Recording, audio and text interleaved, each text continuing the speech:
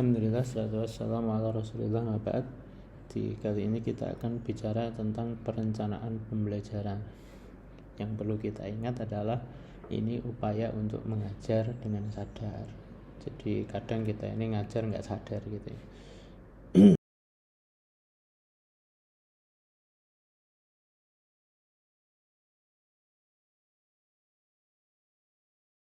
Oke, di bab ini kita akan bahas 6 hal secara ringkas gitu ya. Pertama kita akan bahas tentang aktivitas pembelajaran. Sebuah pembelajaran tentu dia akan memuat 4 aktivitas. Pertama, perencanaan.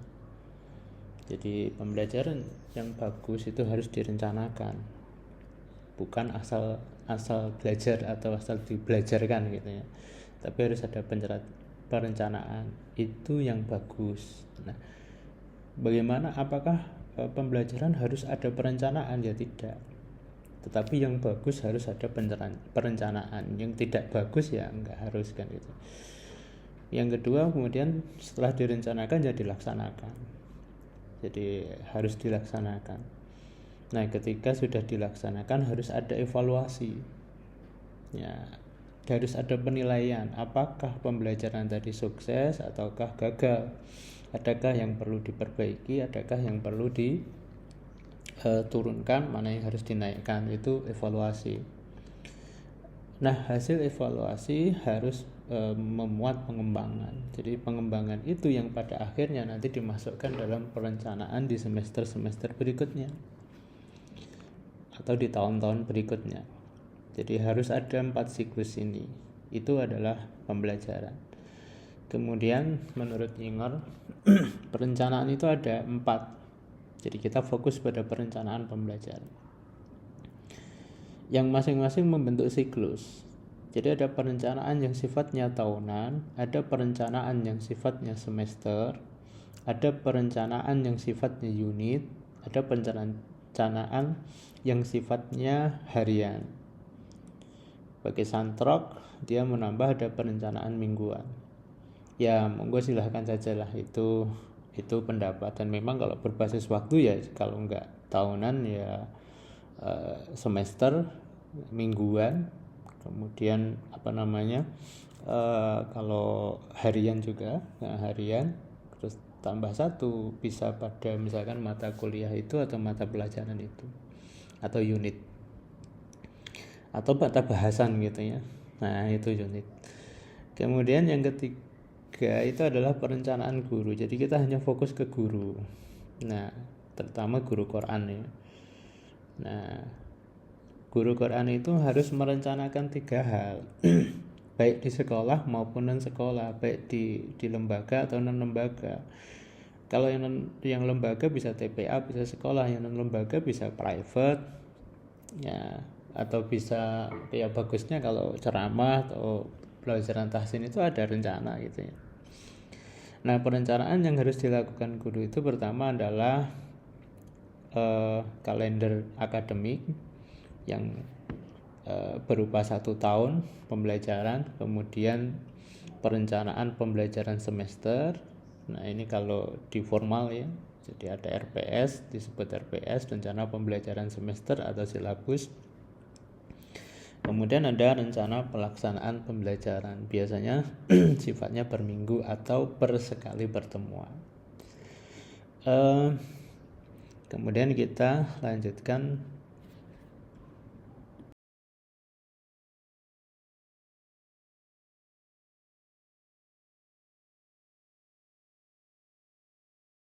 Kemudian kita akan bahas tentang kalender akademik. Kalender akademik itu adalah rencana yang dibuat dalam 1 ajaran, biasanya 1 tahun. Dia mencakup permulaan pembelajaran kapan, akhir pembelajaran kapan, minggu efektif kapan, kemudian waktu pembelajaran efektif kapan, hari libur kapan. Ini adalah perencanaan 1 tahun. Di situ nanti semua aktivitas itu harus dibuat perencanaan pewaktuan gitu ya, dari awal sampai akhir. Tergantung kompleksitas masing-masing pembelajaran. Kalau private tentu tingkatnya lebih rendah ya. Jadi kapan ujiannya, kapan kemudian pembelajarannya berlaku, UTS-nya kapan, kira-kira kalau ada UTS itu kalau private itu. evaluasinya kapan dan seterusnya.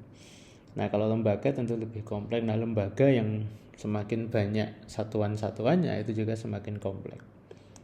Nah yang paling penting adalah hari ini Anda bisa membuat kalender akademik itu dengan tools digital tool yang ada.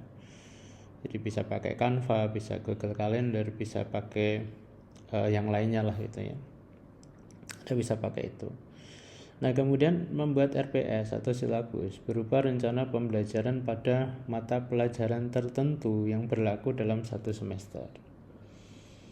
Nah apa yang masuk di sini? Yang masuk di sini adalah identitas silabus, kemudian rumusan standar kompetensi.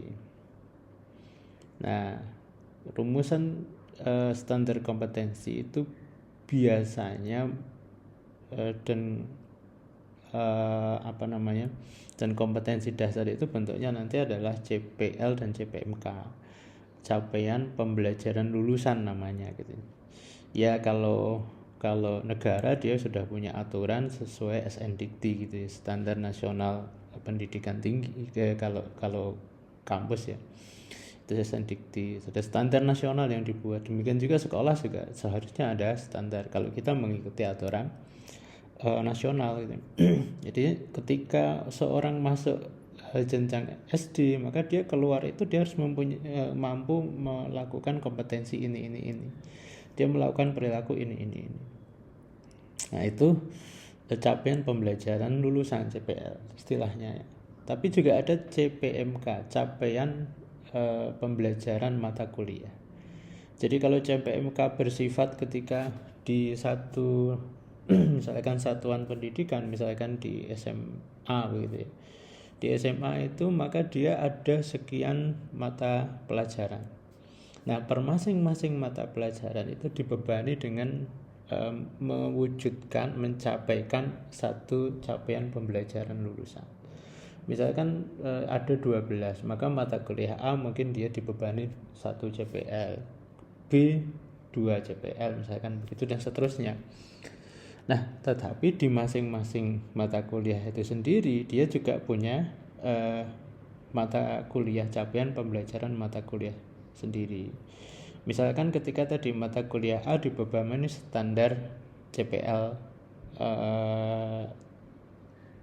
misalkan, maka kemudian dia harus merumuskan itu menjadi standar kompetensi dasar yang harus dia punyai. Misalkan mata kuliah ini, mata pelajaran ini dia dibebani CPL mahasiswa mampu melafalkan surat-surat pendek dengan benar. Maka dia kemudian mungkin CPMK-nya adalah mahasiswa tahu tentang hukum tahsin, kemudian dia bisa mempraktikkan dalam surat ini.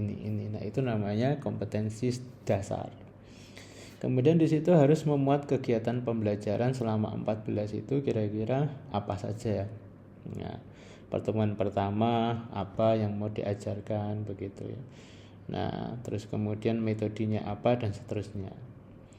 Nah, kemudian di situ juga harus memuat materi pembelajaran. Tadi materinya apa? Indikator capaiannya apa? Misalkan siswa mampu memahami tahsin. Nah, indikatornya apa? Misalkan dia memahami nun, hukum nun mati dan mim mati misalkan. Nah itu ada indikatornya, mim mati dan nun mati materinya, kemudian indikatornya adalah tercapainya tadi. Nah penilaiannya pakai apa, alokasi waktunya berapa, kemudian sumber belajarnya apa, jadi materi yang sudah disiapkan apa saja. Nah itu RPS itu memuat itu. Sedangkan RPP atau rencana pelaksanaan pembelajaran berupa pertemuan biasanya dibuat per minggu. Karena siklusnya begitu. Jadi satu pertemuan itu 1 pekan. Karena nanti ada sekian mata pelajaran yang harus diajarkan 1 pekan. Misalkan kalau tahsin ya tahsin itu 1 pekan itu cukup 1 kali atau mungkin 2 kali. Tetapi kalau 2 kali ya bikin RPP 2 kan gitu. Komponennya sederhana saja, jadi di situ memuat tujuan pembelajaran, materi pembelajaran, metodenya apa, kegiatannya, pembelajaran seperti apa, memuat pendahuluan, inti penutup, sumber belajar, dan evaluasi. Jadi ini misalkan tadi di RPS itu di situ memuat kegiatan pembelajaran tetapi 14 pertemuan. Nah, misalkan di pertemuan pertama itu ditarik dijadikan RPP gitu ya. Ditarik, diambil, nah itu dijadikan RPP. Itu adalah rencana pelaksanaan pembelajaran. Oke, kita akan diskusikan dalam pertemuan kelas. Subhanakallahumma wa bihamdika asyhadu an la ilaha illa anta astaghfiruka wa atubu ilaik.